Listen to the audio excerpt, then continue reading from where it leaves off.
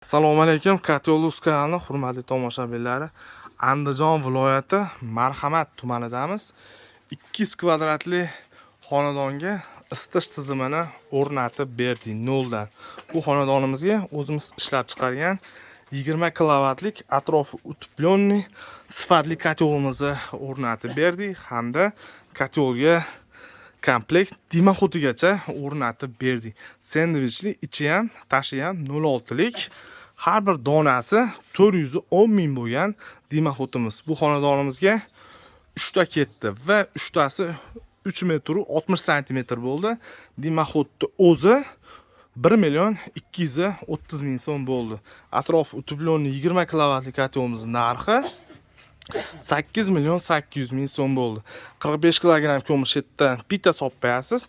200 kvadratli xonadonga eng kami 20 soat yonib turadi.